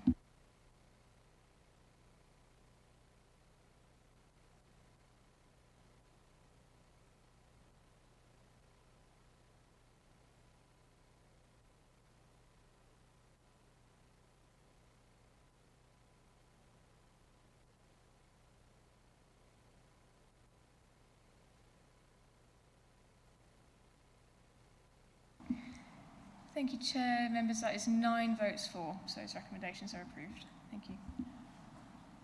Before I proceed to item 8 on the agenda, which will be of no interest to our guests, I'd like to thank Councillor Potter, who is somewhere there in the ether, for his attendance and presentation of this report, and I'd like to thank the Community Safety Partnership team, but that's Inspector Pursehouse, Rachel, Richard, Vicky, Ian and Peter. Thank you very much for your time this morning, and we wish you a good day. We will continue with our agenda. Thank you. A 10 minutes break.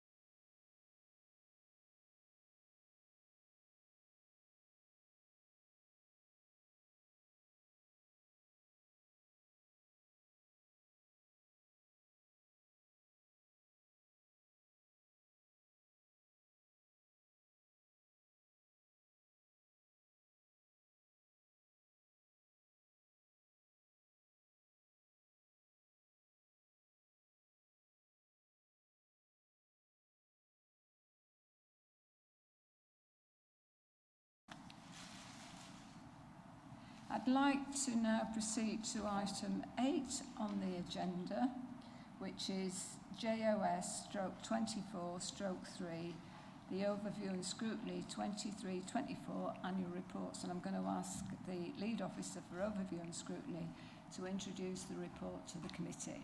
Thank you. Thank you, Chair.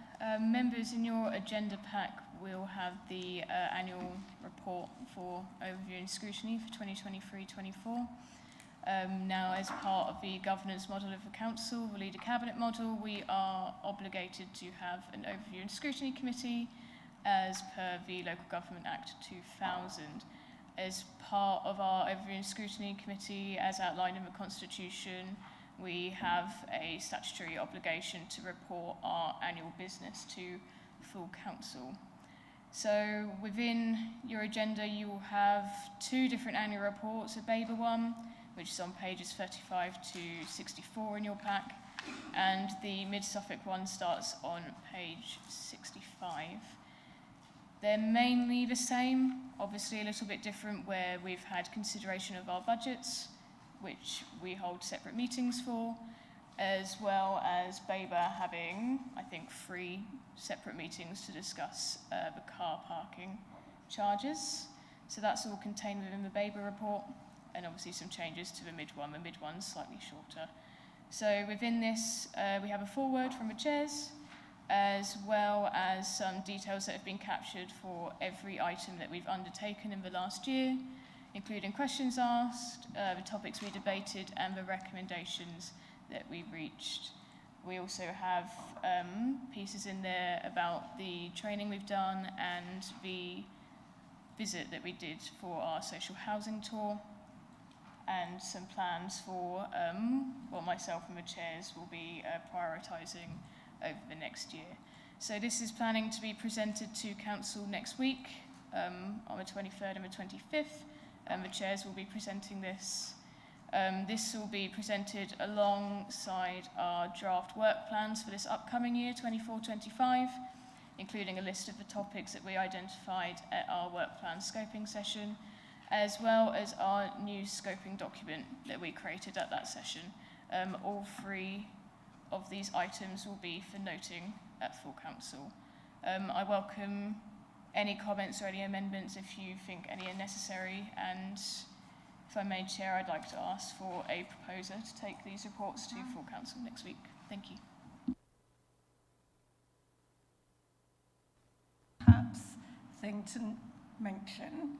I was very interested and surprised about the number of YouTube views, which I think is fantastic in terms of democracy, really. That's the thing I really like about that aspect, that people are taking the trouble and interest to participate effectively.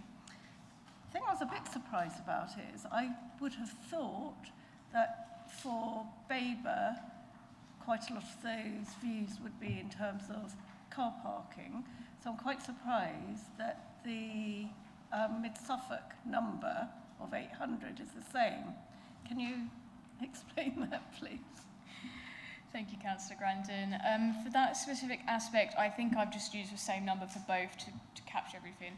To be honest, a good majority of that number is made up from when we discussed the car parking items. Obviously, as I say, we discussed them 3 times, but it probably would have been higher if we had our call-in session up here in the chamber. Absolutely, Obviously, we're restricted by where we have our meetings. But as I say, I think I've just used the same number for both as a blanket number for all of scrutiny, if that's all okay. Obviously, even though 800 is quite a good number, we'd like it to be higher anyway.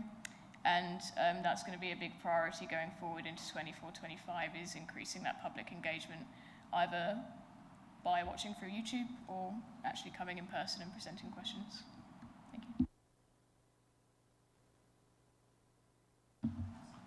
Just a couple of things. The scoping, I think I've spoke to Alicia before. It seemed a shame that it came forward with the old committees in place. I didn't wait till after the annual meetings for the new committee member like myself to be more involved in that. So perhaps next time we could wait until after the annual meetings before we have that scoping session. Yeah, yes, Councillor Hull, I noticed that actually. So I'm really sorry about that. One other thing, I see in last year's CIFCO was brought up on the agenda, but it never seems to be the holding company is. We seem to scrutinise CIFCO, but not the holding company itself, which covers CIFCO. So perhaps that could be looked at some point in the future to actually have a look at the holding companies rather than the individual companies that they then open up to. Yeah, fully support that. Yeah, thank you, Councillor Hull. That is definitely something that we can take on board going forward. Unfortunately, we've just done our CIFCO for this year back in May, so we just missed it, but we'll definitely take those points on board and we'll have a conversation with yourself and the whole committee going forward just before that comes back as to how we can pick that item back up. Can I just come in there, because the CIFCO business plan was something that was agreed when it was set up, that Overview and Scrutiny would look at the business plan. The holding companies weren't included in that. So I think anything that changes to the governance on that side would probably need to go to Council for approval before it came back to Overview and Scrutiny.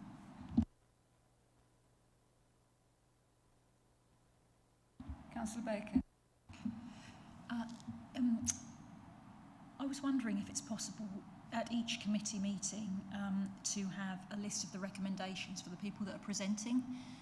So the recommendations that were carried forward from previous meetings and gatherings, because obviously if you come into sub, you're not sure of the conversations that have taken place before, and we're aware that some of the conversations have taken place. We had asked something to happen before, and then we want to check that it's actually following through, and at least they know that we're going to follow up on that, and that it's going to be evidenced and written in. So is that possible? Thank you, Councillor Baker. So as part of our agenda, we do have a rolling item, which is our action tracker. Now, this meeting, the action tracker will be a little different to recent meetings because we're going into a new municipal year. So the only actions I've still included on the tracker currently are the ones that are still ongoing from last year's business, so not all of them. So in terms of the item that we've done today, the WSCSP, there are still ongoing items on that action tracker that are listed. It will just be further in your agenda. But that is a point that I can take on board, especially as a sub, as you say. It's difficult knowing what got discussed previously and where to find that. So I can make some adjustments to how we do inform members. It can be as simple as when I distribute the agenda via email, if it's that statutory reoccurring item that we've done before with outstanding recommendations, I can make a list of the recommendations that were discussed last time, just so all councillors know what we discussed. Perfect, thank you. Okay.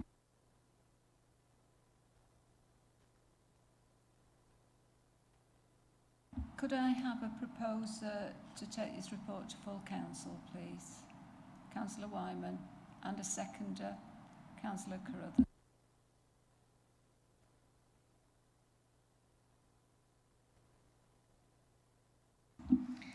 Thank you, Chair. Members, that vote is now in progress in ModGov.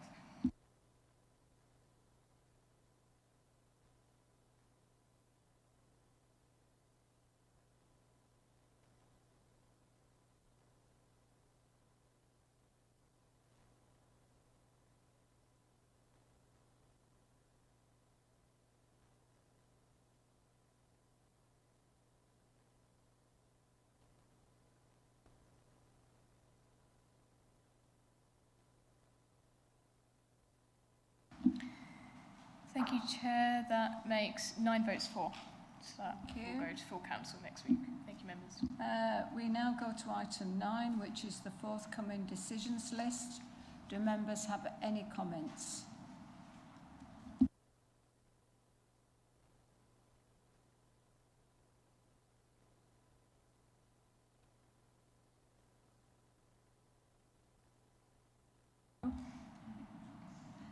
The forthcoming decisions list is then for noting. Thank you.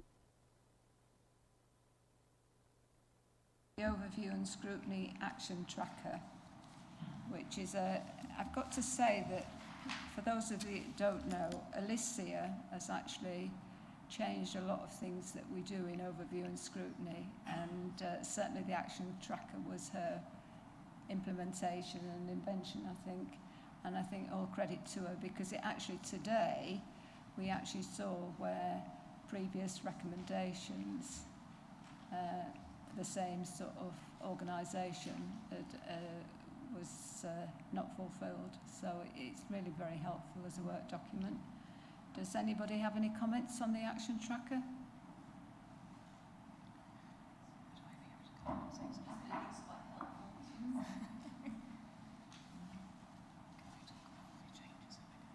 Yeah. If I could, members, I know that I've spoken to you about this at our work plan session, but for the benefit of public viewing and substitutes that are here today, we are currently in the process of changing up our action trackers. It's a lot of hard work because as a single officer to kind of try and keep on top of all the great recommendations that the committee makes, but we are now exploring putting it through our ModGov system, which will make it completely automatic, so to speak. So after a committee meeting, I would just put the recommendations in, list a key officer, and it would send automated emails pushing for their response to the recommendations. So hopefully we'll start tightening up the deadlines, because I'm aware just as much as you are as members about all the outstanding recommendations that we still have from last year that I really would like to get ticked off. So I just wanted to update you all on the plans that we've currently got. Thank you, Chair.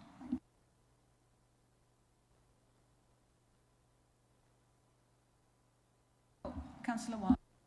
Just a quick one, Chair, just to congratulate the lead officer for progressing the action tracker, and also the fact we're moving to probably a better place where we will get better responses, hopefully, from officers and also from potentially from Cabinet. Thank you, Councillor Wyman. So the action tracker is for noting. Can I go to item 11? Babergh overview and scrutiny work plan. Do Babergh members have any comments?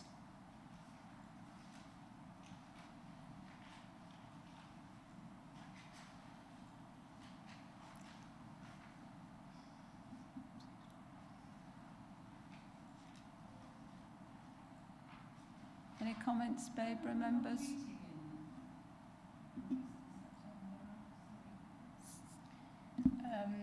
No, Councillor. So we usually try to keep August clear, just as a rule of thumb. Not to say that we'd say no to any item that's forthcoming, but we try and keep it clear because of summer holidays. And September, yes, we have clear as well. There's no business as of yet that's come up that we need to put on there. Doesn't mean that meeting will be cancelled, because 2 months is quite a long time in local government, so who knows what will crop up in between now and then. So at the moment, the September meeting won't be going ahead, but that won't be fully confirmed until nearer the time. And then hopefully once we get into October, we'll start that roll of business again monthly. Thank you, Chair. I think it's something the Chair, James and I as joint chairs, we need to, with the vice chairs, we need to look at, because we need to, if we're going to have big gaps, it would be better that we spread out the meetings every other month. I think to have 2 months without is a bit of a problem, and it's not helpful to members to be so remote from what's been going on. So I think it's something we could look at in terms of how we manage the year, if that's all right with anybody. So, Babergh work plan is for noting. Thank you. So, item 12, that's Mid-Suffolk Overview and Scrutiny Work Plan. Do members from Mid-Suffolk have any comments? Row. Pretty much following on from the last one, of do we know when the topics to be timetabled will be? Because I read it as there being the gaps and it will be filled by them. So if we're not having the meeting the first few, that then means that there's less than 4 to fit in the 4 topics we've got. So yeah, just wondering what vague timetable to expect. Thank you, Councillor Rowe. Absolutely. In an ideal world, the topics to be timetabled would be used to fill these gaps, especially the September one. I'm not sure if we're going to be able to commit to a turnaround that quick, but I am sort of seeing what we can do. So I have in this last week spoken with Mark Ems, who is the Director for Operations and Climate Change, about the 2 items that he has on that list, which is the net zero commitments and the review of climate change, which was, oh yeah, it is on there, don't worry. I just like seeing things on my screen. I thought I missed that out on the page. And I'm actually timetabling that as we speak with Mark and his team. Both those items may actually come before the end of this calendar year.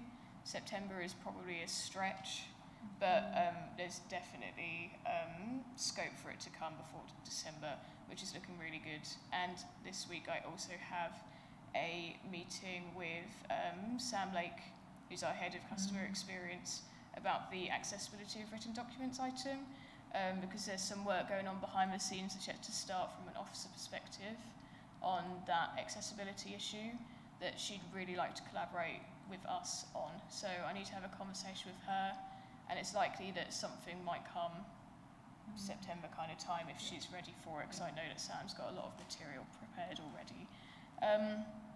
But I am looking to use these spare dates potentially for briefings. So the September date might not end up being a committee meeting, but it might be a scrutiny briefing for all members. But it's something I'm working on. Thank you. If there's no more comments, the Mid-Suffolk work plan is for noting. However,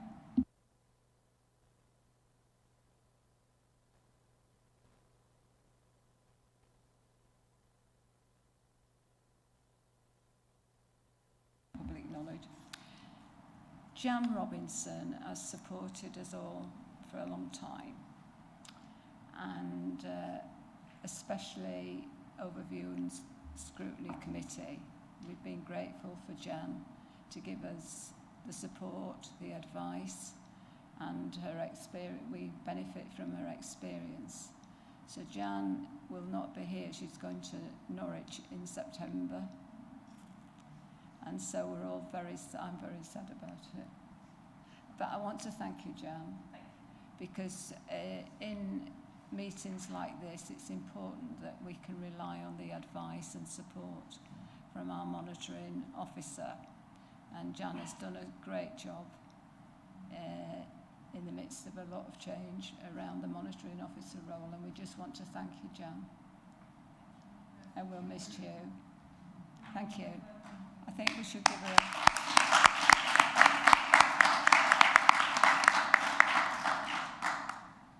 So having said all that, we can now close the meeting at 1. Is it 1? No, sorry. 11:49. I misread me Fitbit. 11:49. Thank you.